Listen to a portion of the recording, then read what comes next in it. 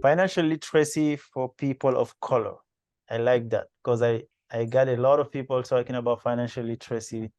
Um, what can you say about it in general, and what can you say about it for people of color? I actually started this nonprofit back in 2020, 2021. And this was just around the time where the incident with George Floyd had transpired. And, a lot of people of colors, particularly Black people, were outraged, of Yes. course, by this incident. And it was just a huge deal across the entire country. And I saw a lot of people talking about reparations. We Yes. need reparations. And Yes. and I couldn't help but to think like, wow, if the country decided to give us all the reparations that we deserve, let's say for instance they gave us all $100,000, Mhm. right? Which is not a whole lot of money in today's world, but for some people that is life changing amount of money. Mhm. If they were to give it to us, how many people of color Mhm. would actually do right with the money and invest it and make it compound to more? And how many of us would go and spend it on a car and Yeah. clothes and Yeah. designer, Yeah. things that just don't matter? Yeah. And so that's why I had the thought of like, wow, like I really need to educate or help to educate our people more, because if they had, that's probably a big reason why it's never happened, is because we don't know how to manage our money, the money that we do have, the little money, if it's little or even if it's a lot of money. If you don't know how to manage what you have right now, you're not going to know how to manage it when it grows with Yeah. more zeros. That became super important to me, in addition to that situation that was affecting me, but it wasn't directly like hitting close to home. But I did have that. And then my grandfather had passed back in 2018, which was a direct effect on my life with regard to financial literacy. I'm so Because sorry for your loss. yeah, That's oh, thank you. yeah. Thank you. Man, it was a really tough time in my life, where my grandfather passed and my sister and I inherited three properties from his passing, right? And Mhm. that sounds great, but all three houses have been in our family since before I was born. Mhm. And when he passed, we inherited all three of them with mortgages and tenants who didn't want to pay. So it was a huge headache. They Wow. needed major work. And the only thing that we benefited that was great about the situation was that he had those properties in a trust. Oh, okay. And yes, and so I had no idea what a trust was, because I was like, what, 22, 23 years old. I had just moved to Los Angeles. And I was working with the Secret Service, which I'm sure we'll talk about eventually. So I had this amazing job making six figures. I'm 5 months into LA, and my grandfather gets hit by a hit and run driver as he was walking to church. Wow. And it was devastating. And like I said, I learned a lot, but I basically went broke trying to bury him. He didn't have life insurance. His life insurance had lapsed. And we had these properties that we had to pay the mortgage on. I couldn't no longer afford my apartment. And Wow. I had to sleep in my car. I worked night shift at work just to have somewhere to go overnight. It was just a complete mess.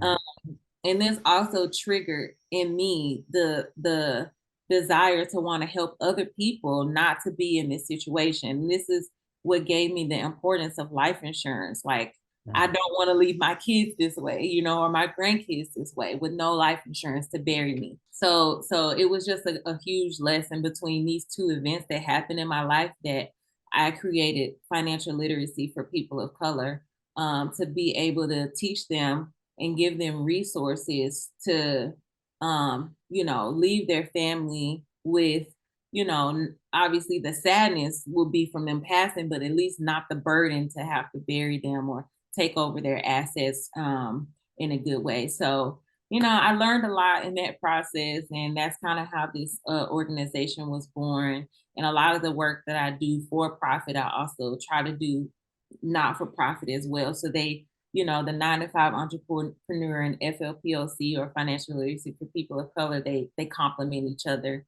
in their way, so we can still do some philanthropic type of work as well. So financial literacy, let's say you have someone reach out to you, say, hey, Taylor, I need your help, need your coaching in my finances. I can't handle it, so how do you go through it? You start with a budget, or how do you Yeah. help them? So the way I'm helping is by doing my free classes once a month. Mhm. And although I am doing it, because I'm teaching mostly, or I have most of my following on my personal page, I do it through there, but it is in the name of my nonprofit, right? So that's one of the ways, is to, go on the website, click the link in my bio, and get registered for that free class. That will be the opportunity to learn some of the things that I'm talking about now, some things that you may not have thought about in your personal life and your personal career. And it'll also be an opportunity to ask me questions and kind of get some additional guidance as to what you should be thinking about, some things you could be tapping into to make the best out of the income that you have now, no matter what the income is, whether you're on minimum wage or you make 6 figures. This class is for you, and there's something for you to learn there, to be able to apply to your own life and your own finances to just be better. Right, because a lot of people have a 9 to 5 jobs or full-time jobs, right? Mhm. So they're making maybe, I don't know, 50K a year, 100K a year, 80K a year. So you want to start helping them with their expenses, right? Yeah. So maybe have them track their expenses, Hmm. and then try to make some saving, and then try to help them what they're gonna do with that extra money now. Is that how you? Absolutely. So that's kind of what we dive into, right? We talk about the right now, and we Mhm, also talk about the future, mhm, right? Everybody's future desire for their future is different. Some people may want to have kids, some people don't. My mhm, future goals right now is just to retire my mom. So mhm, the things that I'm doing in my life to hit that goal is going to be different for somebody that says, "Hey, I already have kids. I don't have, my parents have passed on. My only goal is to make sure that, I could get my kids through college." So mhm. everybody's plans look different, right?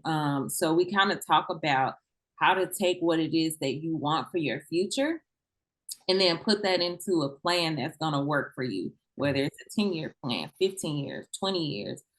So we do talk about budgeting, right? Because that's going to, once you start to budget and every dollar that comes in and out of your account has a job, Mhm. like I always like to say, and it sounds spooky and scary, but it's like at the end of the day, when you get paid, you should have $0 in your bank account.